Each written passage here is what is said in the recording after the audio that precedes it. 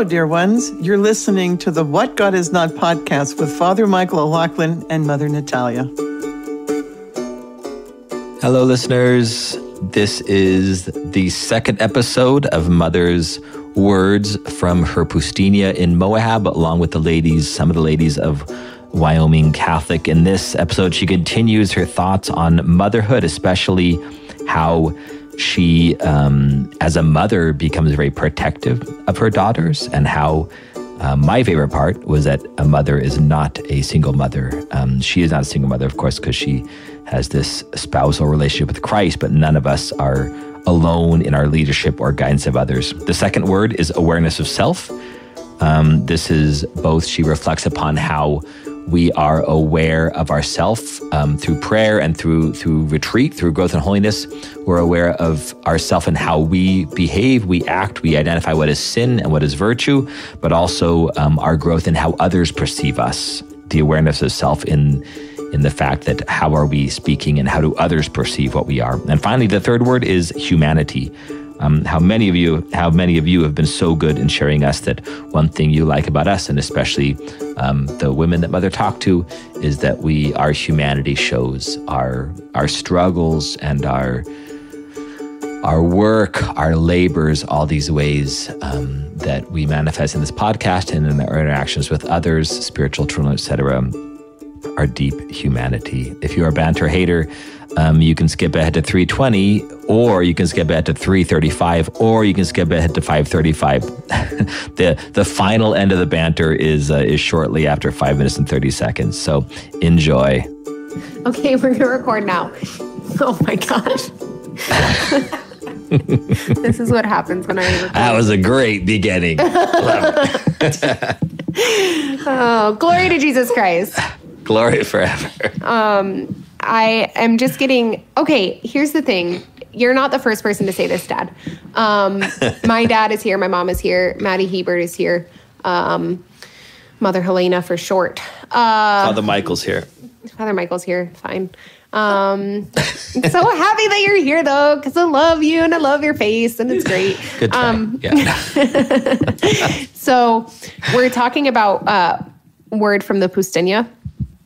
And like we have this, I have this series on the podcast called Word from a Poustinik, which are reflections that I share from Poustinia. And my dad is saying that it should be called phrase from a Poustinia when it's more than one word. And you're not the first person to say that. But here is the justification I make in my mind, because I talked about this with Olivia too. When you say to someone, may I have a word? And then you go talk with them, it's never just one word. And so it's a phrase. It's an idiom, if you will. I'm getting it right, though? Yes, I'm getting it right, Maddie. Maddie got me for my birthday a book of idioms and where they come from, since I'm so bad at them. That's brilliant, Maddie. I said to Mother Petra the other day, like, she was making me feel bad for something. I don't even remember what it was. But I was like, why are you always hanging this over my head? and then when it came out, I was like, I don't think that's right. I actually, to this point, like, don't know what it is to this day. Is it holding it over my head? Yeah, holding it over my head. But there's also an ancient and venerable tradition of asking a spiritual father for a word, or a spiritual mother for a word. Oh, Father, give me a word. that's actually Mother, true. give me a word. Oh, yes. I know, but usually when you say that it's an ancient and venerable tradition, then you make something up. But that one was that's actually an ancient true. Byzantine tradition. yeah. When I say ancient Byzantine tradition, that's code for I'm just trying to pull something out of my rear end. Yeah, like when you and Ryan, well, Deacon Basil now, when the two of you told me it was an ancient Byzantine tradition to wear a robe to liturgy on the feast of the deposition of the robe of the Theotokos. Yes, they did, Maddie. Yes, they did. Did you wear one? They told me before I got there that they were lying. We didn't want to embarrass her further than her mere presence embarrasses her. Yes, I was going to. I was gonna wear like my graduation. Dear robe. reader, she's not hearing Not any like of a this, bathrobe. and that's a good thing. Father Michael. I just call them readers. Dear listener, she's not hearing anything I'm saying, and that's a good thing. Oh, anyways, That's the whole story. I don't know if I want to banter about anything else. I feel like this is sufficient, and I have a lot of things I want to say because I didn't finish my last one. Banter hater, skip ahead to 3:20. Okay, are you writing that down? Yes. The first one was 5 minutes, if you didn't write that down. So I did write that down. Shortest banter ever. Some people are going to be really excited, and other people are going to be not so happy. So Maddie's not very 3:35. happy. Okay. So last episode and this episode, we're doing super quick episodes. Oh no, we have to go back to banter. I need to share something. You know what I'm going to share, Mom? 4:36. Oh man. So because I feel like last episode and this one, I'm trying to make them so short and I'm trying to talk so quick to get through everything. So my mom recently says to my dad, like, I don't know how it came up, but she says something like, Father Michael and Mother Natalia just talk so fast on the podcast. Yes. And I don't know if it's their nerves. I don't know, like, but it's just like, sometimes it's hard to understand them. He heard it. Yeah. Oh, she was playing it and my dad overheard her listening to it. And she's like, why do they talk so fast? Like, sometimes it's just hard to understand them. My dad goes and looks at it, and she's playing it on 1.5 speed. Listens to it on 2 times speed. Who does? My roommate. And I'm like, how do you understand either of them? How do you understand? Father Michael talks so fast. Like, Father Travis turns it down to half speed and says Father Michael sounds like a normal person. She loves it. I'm like, all right. That's well, fascinating.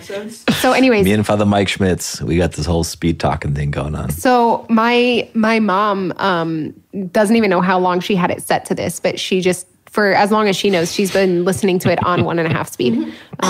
So that was just really funny. So Father Michael actually talks slower than I thought. Oh, yeah. That's good. That's a rare thought. Yeah.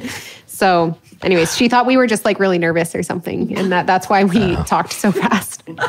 I'm like, well, I'm nervous. Like, especially when Father Michael steps away from the microphone. Oh, it's horrible. I've been made fun of for that by multiple snake people. or something. Okay. Yes. Oh.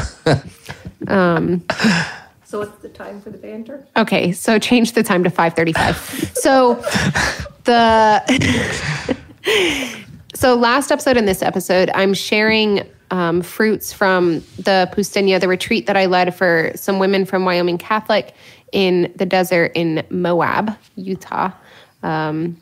We, at the end of the trip, by the way, we did some, like, not actual climbing, but a Via Ferrata. Just look it up. It's really cool and it's fun. And there was a 150-foot rappel at the end, which was amazing. And I sent this picture to the sisters, and they didn't realize that, like, I was on the rock because it's so zoomed out that they didn't realize there was a person there. And then you zoom in. I didn't realize that either. Yeah. When you sent it to me. Are you looking it up right now? Yeah. So I had 3 words or phrases from the Poustinia, and the first was motherhood, and that's what I spent most of the last episode talking about. And this episode, I'm just going to finish that up quickly and move on to the other 2. So, experience of motherhood on the Poustinia. I already talked about not sleeping, full bladder, no silence, akin to learning how to pray at liturgy when you have a bunch of little kids that you're managing. I'm not saying the Wyoming Catholic women were like a bunch of little kids. I was using the analogy of like attending to others as opposed to entering into prayer the way that you would necessarily typically think or expect or something, just to be clear. So, I realized the other things that came out in this experience of motherhood was a feeling of great protectiveness. So I was just realizing this, and this was one of the things that we talked about with temptations and encountering Satan in the desert, is really just hearing his lies. And I was just getting so mad at the devil. The devil's a jerk. Hearing and just seeing these things that he's like convinced these women of, you know, like it was very clear that some of these women think like they're too broken to be loved, or they're not beautiful, or not desired, or not loved, or would not lovable, or anything like that. And it's just like, it made me so mad at the devil. And I just felt this great protectiveness. And it reminded me a lot, actually. So my mom, when we were growing up, we used to call this going tornado. So my mom would just get so defensive of us. Like if she felt like we were being wronged by the school, or someone spoke rudely to us, or someone was being mean to us, or whatever, then we would say, "Oh, mom's going tornado," and she would just like go crazy on the person. And that's pretty much all there is to say about that. And that's like akin to what I felt. I imagine it's akin to what I felt in, I imagine it's akin to what I felt in seeing the devil kind of beat up these women, I guess. Like, I just wanted to go tornado on the devil, which like helps me turn to prayer. And so that's good. And I'm really sorry if listeners end up having trouble with the technology here, but we're just going to plow through. I'm hearing you fine, so I hope that's the case. Great. Great. So there's that. But the other thing that I've been reflecting on recently is that, you know, I had kind of thought, and I'm externally processing this as I go along, but I had kind of thought that spiritual direction is about, in part, like helping your directees, your spiritual children, to kind of avoid, like, not make the same mistakes that you've made. Help them avoid some of the pain that you've experienced. And certainly that's true to an extent, that like we should try to help them not make the same mistakes and like learn from our mistakes and whatnot. But I'm realizing that I think what's so much more important is not just helping them to not make the mistakes.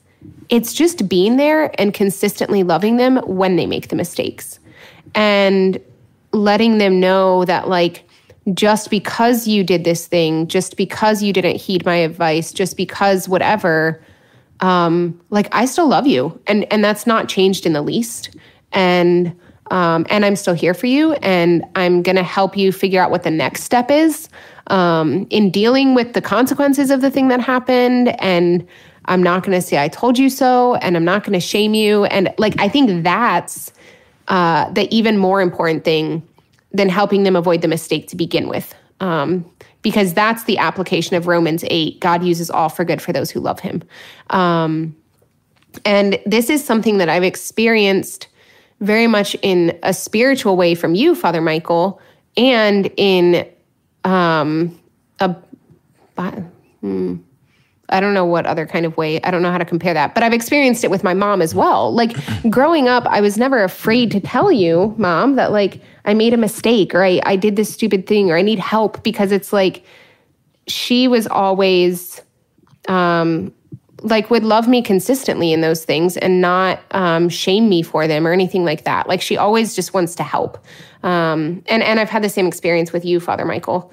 And, you know, I was talking with my mom recently, actually, about just like this concept of, I didn't really receive catechesis growing up in the sense of like learning the church teaching or learning about the liturgy or things like that. And that's because, you know, my parents and I have talked about this, and like they didn't have that catechesis. And but I did have very much a lived catechesis of like my parents very much lived out what it is to love in the midst of mistakes, and to do the good works, and to forgive, and things like that. And so I think like that's a really important aspect of spiritual motherhood.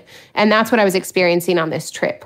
It wasn't even just about, it was just very much about loving these women where they were at.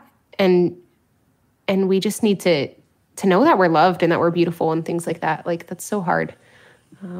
I think that that's exactly why not only does spiritual motherhood and spiritual fatherhood reflect a biological motherhood and fatherhood and in the various ways of protectiveness, et cetera, but it has to reflect Christ himself. Like, we have to be earthen vessels because that's how Christ is. Christ doesn't, as much as he does, guide us to holiness and out of sin. That process in his guidance is one of a lot of forgiveness and a lot of mercy when we fall. Mm-hmm. And I do worry, when we see you meet someone like we all are a bit, that we get so mad at ourselves when we sin. And yet it becomes so clear. I oftentimes worry, I say, is this how mad you get at people when they hurt you? Like, are you just like full of road rage because every person that does something is you yell at, because you yell at yourself a lot. I'm not talking about you, Mother, of course. I'm just like, in general. This could be about me. you get so mad at yourself. Like, do you get this mad at other people when they do similar things that you're doing? It's like the externals and internals are the same. And so this growing in Christ-likeness with being able to endure and love other people in the midst of their sin, offer forgiveness, offer mercy, be patient. Mm-hmm. All these things can absolutely help us to be that same way with ourselves and to better understand the way that God is loving us. And if we understand God's love for us, it's also much easier to love ourselves and to love others. Mm-hmm. All three of those things are so incredibly similar in their effect of peace and of rest and of understanding of God's mercy, and then in the growth of virtue and holiness, the change, the conversion, the conviction that comes from that too. Yeah. I remember a very specific example of this with you, Father Michael, where I've probably shared this story before, but we were driving to Fort Collins for the outreach one time and having spiritual direction on the way. And I was just so mean. I was so mad at whatever it was that you were saying. And I was like, man, I'm just thankful that you have such a bad memory, because you probably don't remember this at all, because I was a jerk. And then, and you just kind of like sat there and took the punches. And I'm not condoning this. I'm not condoning beating up your spiritual father, but I do it a lot. And then I feel like I do it less now. No, that's probably not true. Okay. Anyways, and then we have the outreach. We go hang out with your family, whatever. On the way back to Denver, it's like an 1.5-hour drive. On the way back to Denver, I was just like, so I was a really big jerk in direction, except I didn't use the word jerk. And you were like, yeah. And I was like, can we try again? And you were like, sure. And then we just started over. And everything was fine. And you didn't hold it against me. And you didn't. And I don't know. It like that inspires me I want to be a spiritual director like that. So, yeah. I think I do remember that vaguely, because there hasn't been there. Oftentimes you'll say you're being a jerk and I have no idea you're being a jerk, but you'll ask me to forgive you. And I'm like, I can't forgive you because I've been hurt. I forgive you because I trust you that you intended hurt. But this time you remember I was actually a jerk. It was certainly not felt. Yeah. I don't know. I don't remember that time specifically, but yes, I get what you're saying. But I've learned to say, instead of like, oh no, everything's fine. I'm like, well, it's just like I rarely tell someone in confession that's not a sin. I don't know if I've ever done that, because I'm like, if you confess it, then it must be, unless you're just being like falsely humble and trying to get me to say, oh, that's not a sin, But it's like, yeah, if you think it is, it probably is. This is something you shouldn't have done. Mm-hmm. So it's a lot of that. Like, I'll trust you that I need to offer you forgiveness, but I have no idea for what. But there you go. So the last thing I want to say about motherhood is there was just this comment that one of the women made at the end of the trip that I just loved this woman so much. I won't say her name because I don't know if she would want me to, but the last night I shared a tent with them. And I was so glad because it was just so much warmer. And I just slept in my exercise habit in my veil. And I was like, whatever, I'm basically sleeping in my veil anyways because it's warmer. And so it's the first night that we can actually talk again. And this beautiful woman who's very much an extrovert is just pelting me with questions until very late in the night. And she's like, well, the other girls were like, we just leave her alone. And she was like, well, it's not every night that you have a bride of Christ sleeping right there and you can just ask her whatever you want. And it was delightful. I thoroughly enjoyed it and it was fine. But she at one point, she was like, it's just so amazing because I know that you love Jesus. You talk like a woman who's in love. And I just really feel that. And I hear it in the way that you talk about him. And it was just this reminder, someone said to Mother one time, Mother Theodora, about like mothering at the monastery, they said, I want to remind you that you're not a single mother. And this is true, in spiritual motherhood. And so it's true for those of you biological mothers who are single mothers, like you have the Father, you have God the Father who wants to help raise your children. And so this is the case of like, I'm a spouse to Christ and the motherhood is a fruit of that. It's not just like this thing that I'm doing on my own. So that was the last bit of that I wanted to share. That's beautiful. So, all right. Thank you. Next word from the Poustinia is actually a phrase from the Poustinia, Dad, which is awareness of self. And so I'm intentionally not calling it self-awareness because I want to talk about a kind of a different angle that I had never thought of before. So what did he just say? That would be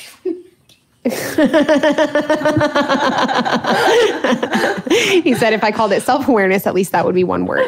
So thank you, Dad. Just make it a hashtag, then it's one word. Yeah, exactly. Oh, that's a good idea.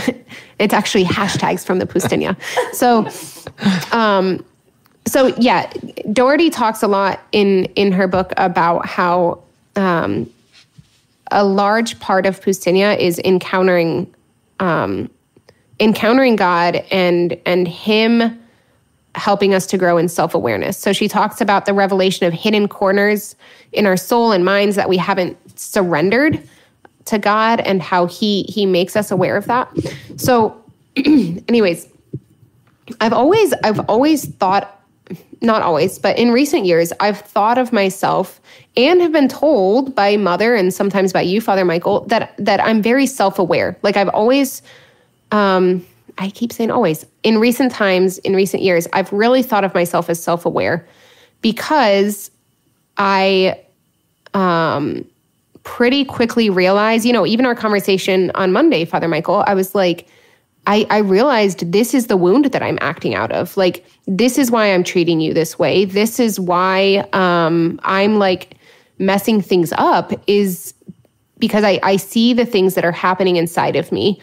And I know pretty well my wounds. I know pretty well my struggles. And I know pretty well my sin. So these are the things that I've thought.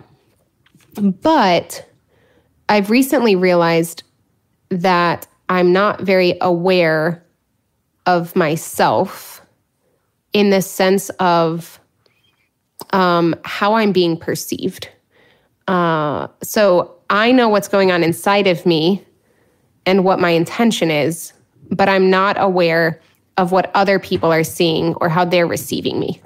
And I remember this happening. Actually, it's funny that you're here, Mom, because I remember this happening many years ago when I was still in high school. That I think I was in high school. Anyways, it was many years ago. I'm coming up on. Do you guys realize, Mom and Dad, that this year is my 10-year reunion from college? From college, 10-year reunion. It's insane. Welcome to old age. I felt it when I slept on the ground. And I'm just like, I have to turn over every 45 minutes because like this shoulder's hurting or that hip's hurting. I'm whatever. Was that a very hidden way of sharing with us that you graduated college at 21 instead of 22 because you were smarty pants? No, I didn't even say in this episode that I'm 31. Yes, you did. No, last episode I did. You're the one who said it, not me. No, I was trying to share that that this was a long time ago. That's what I was trying to say. I failed out of college at 21. Then came back. Okay. Good job. You're clearly the more humble one, Father Michael. I'm trying to brag about how smart I am, and you're bragging about dropping out. Okay. I mean, failing out. Thank you for acknowledging that. Okay. You're so humble. Moving on. Many years ago, my mom told me that one of my sister's boyfriends didn't like being around me because he just felt that I was like really condescending towards him, and he felt stupid around me because of the way that I spoke or something like that.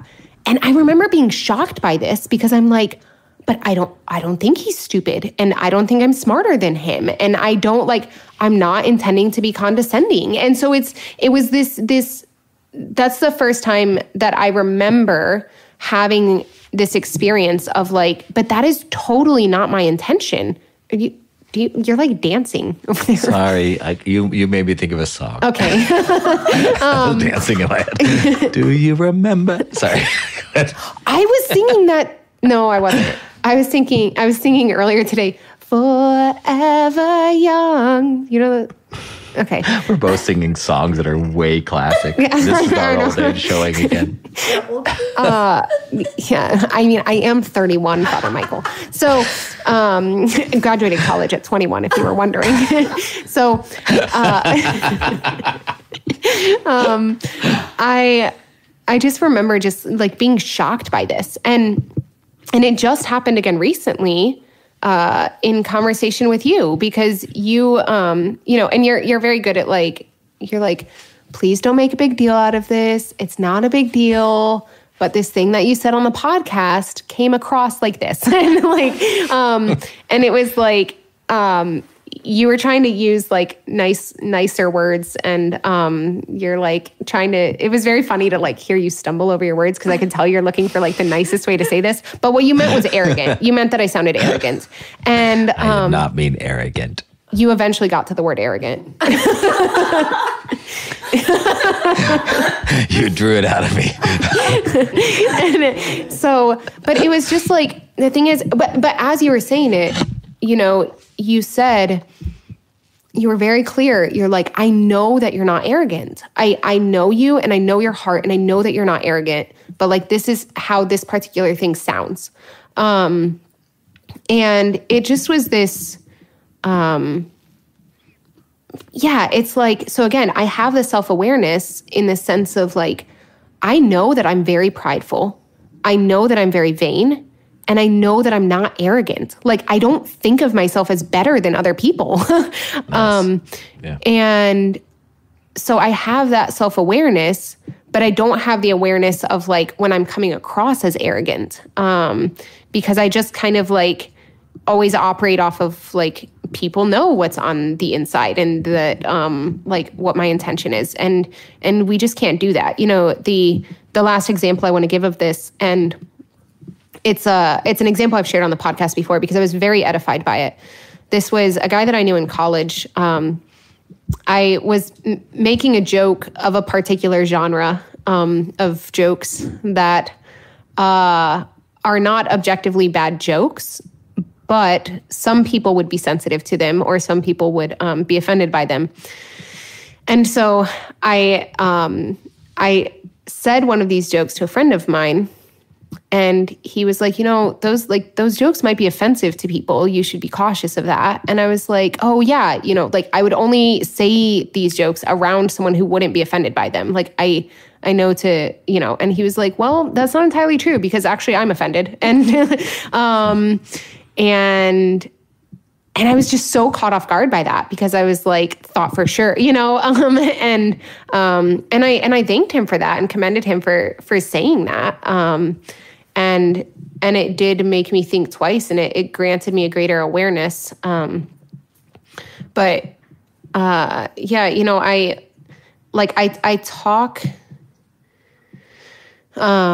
talked about this before too, but I'm often teased at the monastery, about my desire for precision of language. Precision of language is very important to me, but I'm not good at, communicating my intention through my language. And I guess that's part of the problem is, anyways, I don't really know what to say more about that. Well, so here's the thing. One of the women on the trip, she and I were talking at the end, and she was sharing that she had talked with this mom, and the mom works with horses. And she said working with horses has really helped her in her motherhood, because when you're working with horses, the horses listen to what you say and obey what you say, not what you mean. And it helped this mom to realize that there were places that she wasn't communicating clearly because she just thought this was coming across. And it's like, we oftentimes what we actually say and what we mean don't match up. And so other people are hearing what we say and not necessarily what we mean. And so we just have to be careful with our language. So all of that came out on this poustinia, where I'm realizing like there are all of these places. I had forgotten about this conversation that I'd had with my mom years ago. And this thing about this particular genre of jokes. I'm just not saying what the genre is because like certainly some of our listeners, anyways, they're not inappropriate. They're not, I just want to be very clear about that. It's just, okay, I'm moving on.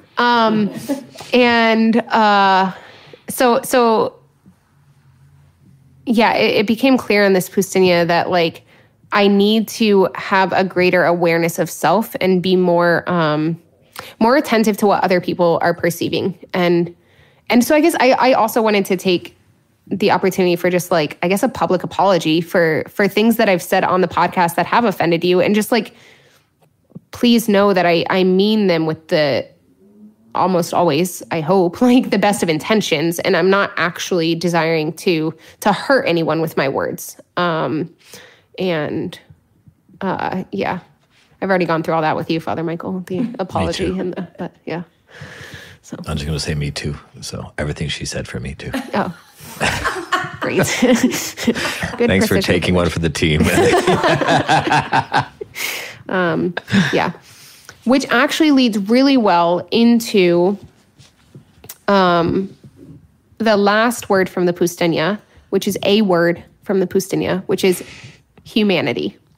So this is also a topic we've touched on before, but I was just blown away on this trip by how many of the women shared that seeing my humanity and seeing my realness, it was like a game changer for them to see. And we've talked about this so much on this podcast because like, this is so much about like what our podcast is, right? Is, someone one time thanked us for being human. And I said, I don't know how to not. And then someone made stickers that just said, Mother Natalia, I don't know how to not. And like with no context, which is really funny. But I think that it needs qualified because it is important to show our humanity, but it's important to show our humanity in showing that we struggle, showing that we experience temptation, showing that we're fighting against sin. But it's not showing humanity in the sense of lowering our standards. And this is what I was realizing in the poustinia, because I think I did that well on this trip. To be honest, like I think I showed my humanity without lowering my standards, because I've shared this before as well, but I was really moved by, in your interview with Chris Stefanik, Chris was talking about how it's so great to encounter like normalcy and humanity in a priest like he does in you, without like some priests or nuns like show their quote unquote humanity by just like dropping the F-bomb. And like, that's not what people need to see. They think that this makes them normal and it puts people at ease and all of that. But like, what they really need to see is that like, yes, I freely admit that I'm prideful and that I'm vainglorious. But like, I'm also trying to be very clear that like, I'm trying to overcome those things. I'm not just okay with being in that place. I'm okay in the sense of I accept the Lord's mercy there, but I'm also striving for something greater. And I'm constantly trying to grow. And that's something that these women saw and that they called out in me in like a very beautiful way. And called out in the sense of like, called the truth of it out. I don't know if you can say called out in a positive way. Can you say that? Like, because I don't mean that they were like challenging me. I mean, they were seeing this and saying it. And I think that the woman who was like pelting me with questions in the tent, was that this episode that I was talking about that? Yes. Yes. Pelting me with questions in the tent. She really emphasized this even more than the other women. They all said it to some degree, but you know, she said, for one thing, she was like, I thought about becoming a nun for a second and then just dismissed it because I was like, nuns like me don't exist. And that's what people need. And she was like, but like, you're so similar to me. And that's what people need to see. Like, they don't need to see that priests and nuns, like there are priests and nuns out there who have lower standards. No, they need to see that there are priests and nuns out there of all kinds of temperaments and all kinds of personalities and all kinds of senses of humor.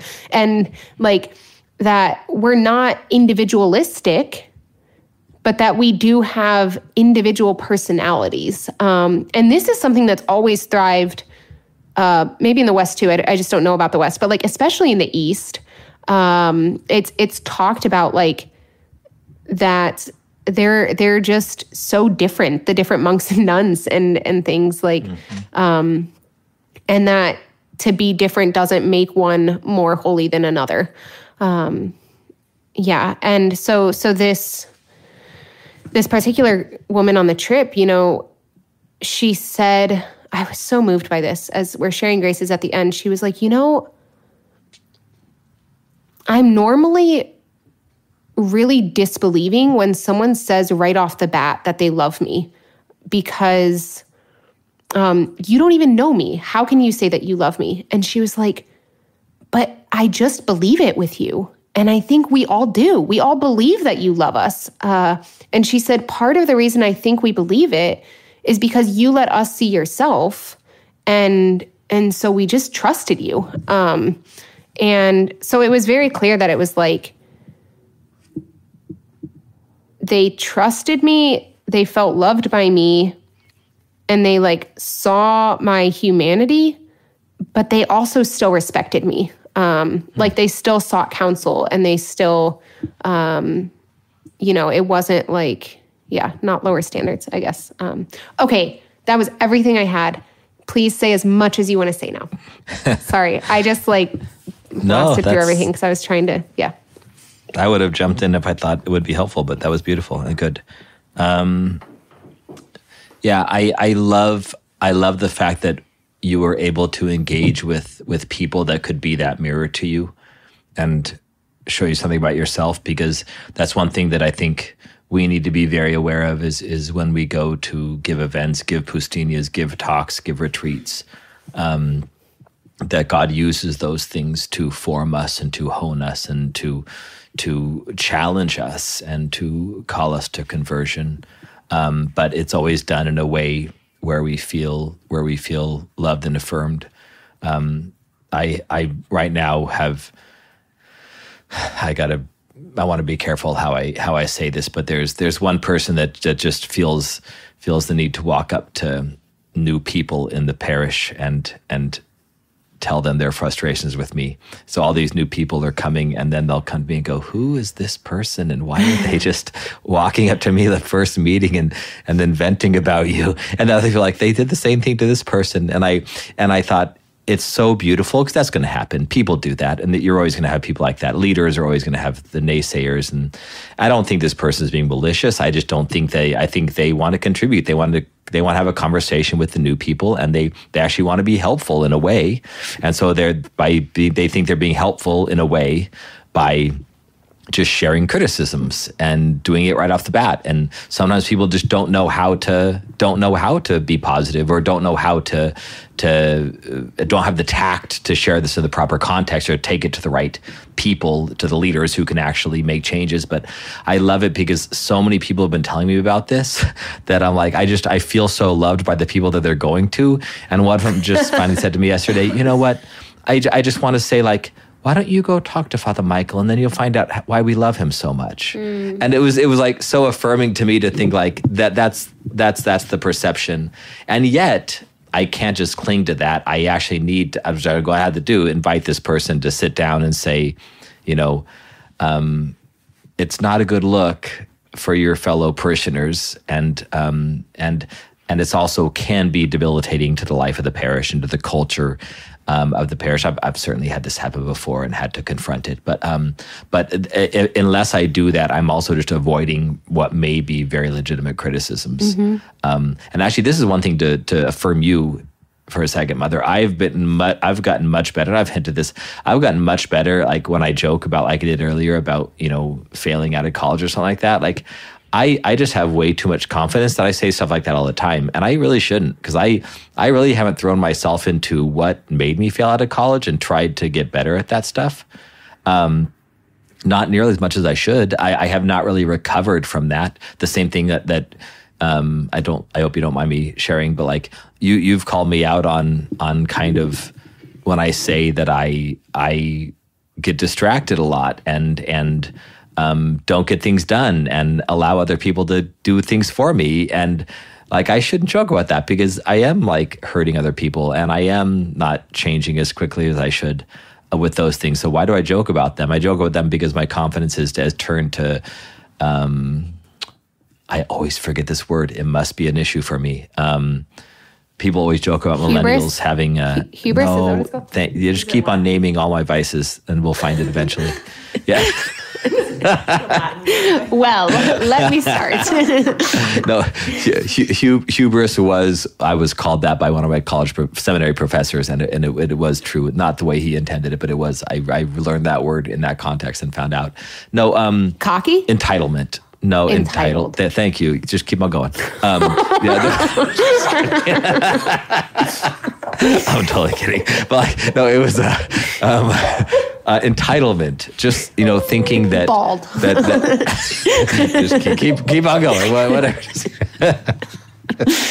Entitlement, like just thinking that like everything's going to be fine, and that even the ways I've broken and messed up and hurt people, like they'll get it together. I don't really need to change that much. Like Jesus will take care of them, and they'll be fine.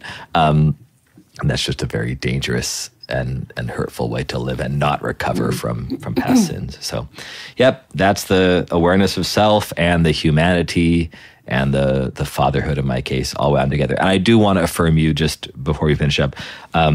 Whoever said it, whether it was my favorite part of this whole podcast and everything you said was whoever said it, you or one of the ladies, that we have to remember that we are not single mothers or single fathers, you know. And it's such a beautiful thought that we think that anybody who is under our care, that if we mess them up, they're messed up. And if we do well, then if they do well, then we are the one who made them do well. And we forget that there's someone much more powerful than us, much more able. And so all just to any listeners who are mothers, fathers, spiritual fathers, yeah, you are not a single mother, a single father, you know, with your children. Even those of you who are happily married, like your parents and my parents, like we're still not at it alone. You know, we're still not alone in this. And I think we all know this. It's just a good reminder that God is working a lot harder and a lot more effectively than we are in the lives of those he's given us to care for. Yeah. You just reminded me of one other thing I was going to say.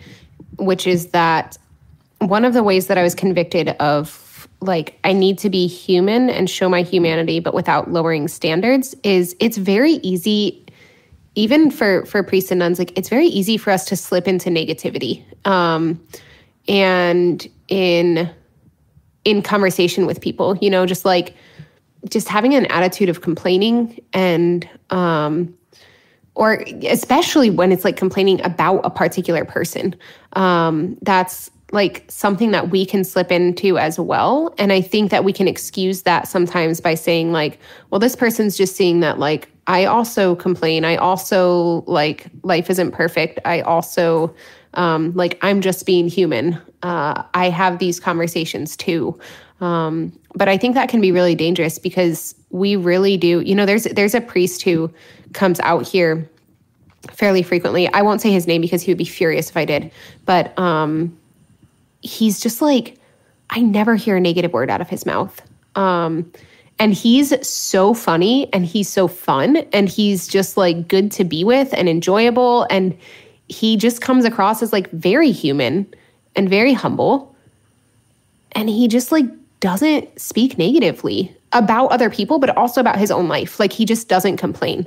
And he has hard things in his life. I know he does. And so anyways, I was really convicted by that of like, that's a way that I need to do a better job of like, not trying to cover up struggles, but being more attentive to God working in the struggles so that I'm less complaining. Like, yeah. Does that make sense? Yeah. I love knowing people like that because it's so convicting and I want to be as happy as they are. And it's pretty obvious what one of those steps is. Maddie and I are totally making faces at you right now. I know. I can't tell what it's for. Because you're like the happiest. Yeah. No, but I do. I whine way too much. I do. One of those joyous people I know. Yeah. I am right. Thank you, Maddie, and thank you, Mother. I am happy and I'm joyful, but I do complain a lot and more than I should. Okay. I'm gonna let you just that's fine. Okay. I'll let you. All right. Well, thank you, Mother. That was beautiful. I love that you were able to do that. I hope you get to do that again many more times. Too. Yeah. So yeah. What'd she say? Before she hits 40. Before I hit 40. Wow, thanks, Mom. That's for real, man. We're going to have to bring a blow-up mattress for me next time or something. Make one of the younger girls lazy hike boy with recliner and put in the desert. That gets me an invite. Okay. All right. So prayer intentions. I'm going to ask you to pray for holy priests and nuns that we can be good witnesses to humanity, but without lowering our standards. I've definitely seen that done well in certain people, like this priest that I'm talking about. And I'd like to do that as well. So that's my prayer intention. Father Michael, do you want to give yours? And then I can pass the mic around here for people to share their intentions. I'm gonna pass the buck because I owe my sister Teresa. I owe her a lot, and I just recently found out that something I've hurt her. I don't think she'd say that, but I hurt her in a way by neglecting to do something that I should have done and misunderstanding a wider situation and not following through on something. So I need to act and to work to fix it and to clean it up. So please pray for her and please pray for me that I am able to get that done. You kind of convicted me through your words, Mother. So thank you for that. Oh, you're welcome. And you're welcome, Teresa. Amen. I would like to ask for prayers for my family, especially during Easter, and I don't get to spend it with them. So just for them. I'd like to ask for prayers for your father, my husband, David, whose birthday is on Good Friday. Yay! Happy birthday. We celebrated together last night. Maddie made a vegan tiramisu. Oh, so good. It was so good because this is like one of the few desserts Maddie's that I really like. never made me a vegan tiramisu. Yeah, we've already been over this. She definitely loves me more. And it's because I give her more stickers. Objectively. But do you have a Franciscan University mom T-shirt? I have a Franciscan University dad T-shirt. I'm so offended. that he gave me. Listen, Lady Fingers. Do you call me mother? Oh,